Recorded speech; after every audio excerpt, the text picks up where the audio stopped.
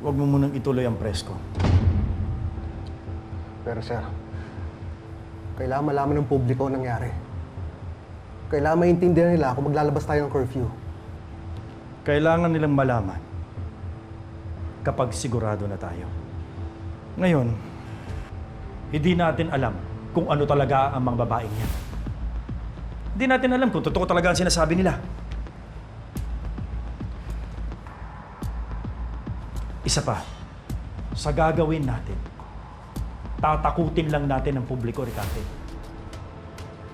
Lahat ng ito, Ricarte, ay hearsay pa lamang. Di ba? Pina-x-ray mo yung mga babae. May nakita ba kayong droga sa katawan nila? Pero sir, ibang klase itong drogan to. Hindi nakikita ng mga makina natin pag nasa loob na ng katawan. Paano pag hindi totoo ang sinasabi nila?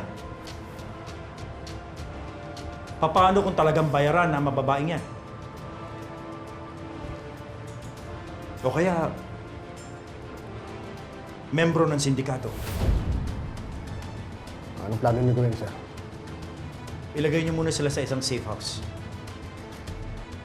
Habang ongoing ang investigasyon. Tapos magdala kayo ng doktor para ipacheck ang mga katawan nila. One way or another, lalabas ang droga sa katawan nila. Kung nagsasabi sila ng totoo, saka natin ituloy ang press con. Hilaw na hilaw pa ang investigasyon niyo. Ricarte, ayoko mapahiya tayo.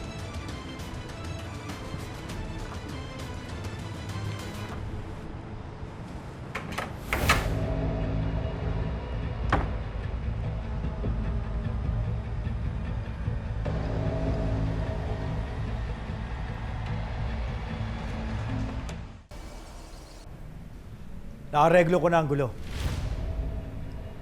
At Senador, napigilan ko na rin ang press con. Alam mo, General, believe ako sa'yo. Ang galing mo talaga. Tinikitan mo si Senyor Edgardo. Alam mo bang napakagaling at napakahusay tumanaw ng utaloob ng taong yon.